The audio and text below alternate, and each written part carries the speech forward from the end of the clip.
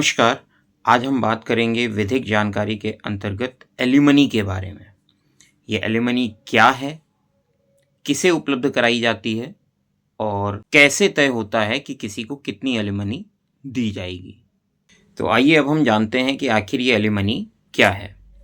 तो देखिए, किसी भी प्रकार के मैट्रिमोनियल डिस्प्यूट होने पर कोर्ट द्वारा उसके निस्तारण पर, जब ये मुकदमा निस्तारित हो रहा होगा, तो कोर्ट द्वारा जो एकमुश्त धनराशि तय की जाती है किसी महिला पक्ष को पुरुष पक्ष की ओर से दिलाए जाने पर, कि पुरुष पक्ष जो है वो महिला पक्ष को इतनी धनराशि उपलब्ध कराए उस महिला के जीवन यापन के लिए, उसके भरण-पोषण के लिए और उसके आगे आने वाले जीवन के लिए। तो इस धनराशि को ही एलिमनी कहते हैं।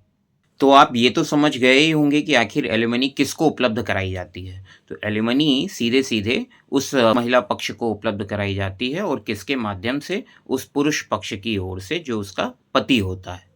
अब अगर हम बात करें कि आखिर ये एलिमनी तय कैसे होती है, कि आखिर किसी महिला पक्ष को पुरुष पक्ष की ओर से कितनी धनराशि उपलब्ध कराई जाएगी। अगर उस मैट्रिमोनियल डिस्प्यूट का निस्तारण हो रहा है और वो दोनों जो है अलग-अलग हो रहे हैं, तो आखिर वो कितनी धनराशि का भुगतान वो करेंगे।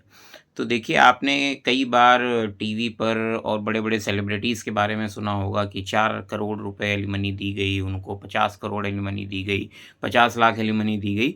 तो ऐसे ही मिडिल क्लास फैमिलीज़ में जब किसी महिला और पुरुष के बीच में मैट्रिमोनियल डिस्प्यूट होता है, यानी कि पति और पत्नी के बीच में, तो पति और अगर पत्नी अपने पति से ये कहती है कि मुझे तो 25 लाख रुपए जो है वो एलिमनी चाहिए, तभी मैं जो है डाइवोर्स दूँगी, या 50 लाख रुपए चाहिए या 20 लाख रुपए चाहिए, तो ऐसे किसी के कह देने मात्र से एलिमनी का निस्तारण नहीं होता, और ना ही वो धनराशि आपको उपलब्ध करानी होगी।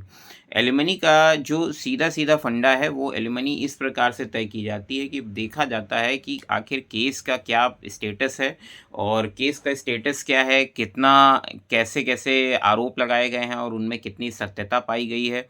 और फिर उसके बाद में ये भी देखा जाता है कि दोनों पक्षों में कौन कितना स्टेबल है। यानी स्टेबल होने से तात्पर्य यहाँ पे ये है कि कौन किस जॉब में है, कौन कितना कमाने योग्य है, उनकी आर्थिक जो है वो पृष्ठभूमि क्या है, और उनके ऊपर लायबिलिटीज़ क्या हैं। इन सब को देखते हुए कोर्ट जो है वो निस्तारित करती है। वो कोर्ट जो है ये डिसीज़न लेती है कि आखिर हमें कितना एलिमनी डिसाइड किया जाना चाहिए। अब देखिए, यहाँ एक बात बहुत महत्वपूर्ण है कि कोर्ट इतनी आसानी से एलिमनी तय नहीं कर पाता है। एलिमनी तय करने के लिए अगर आप चाहते हैं कि अगर कोर्ट के माध्यम से एलिमनी तय हो, तो एलिमनी तय होने में कम से कम मान के चलिए 5 से 10 साल का समय लगेगा। जब तक का सारे मुकदमों का कहीं न कहीं उनकी एक रिपोर्ट नहीं बन जाएगी कि आखिर जो-जो मुकदमे हुए थे, उनका क्या स्टेटस है।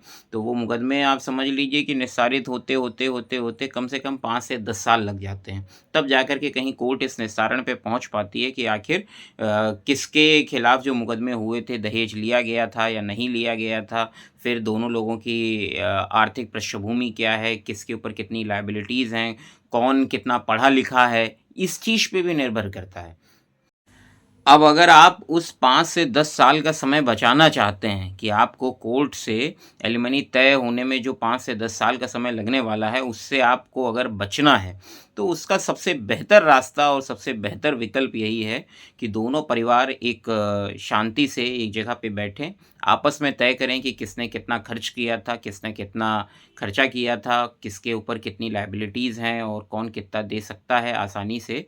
कि दोनों पक्षों को एक-दूसरे की समस्याओं को समझना पड़ेगा, दोनों को एक-दूसरे की चीज़ों को देखना पड़ेगा कि आखिर किसी के ऊपर कोई बहुत बड़ा बर्डन ना पड़े, और एक निष्कर्ष पे निकल कर के जो है एक धनराशि तय कर लें, और उस धनराशि के आधार पर अपना कोर्ट से जो है उसको आप अपना समझौता बना कर के आप दे दें कि हम इतनी धनराशि देने को राज़ी हैं और हम इतनी धनराशि लेने को राज़ी हैं। तो इस प्रकार से दोनों लोगों का समझौता कोर्ट के माध्यम से हो जाता है, और वो एलिमनी डिसाइड हो जाती है।